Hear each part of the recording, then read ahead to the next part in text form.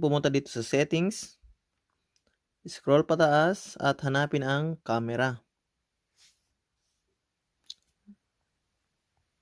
I-click lang ito at pupunta dito tayo sa formats.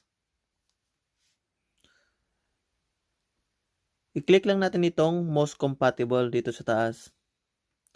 Tapos dito sa Pro RAW and Resolution, i-click lang natin to.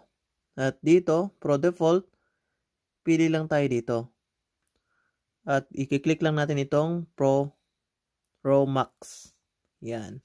Para yung maganda yung quality yung picture natin o video natin. Tapos, balik tayo dito sa kabila. Tapos dito naman sa composition, i-click lang natin itong grid.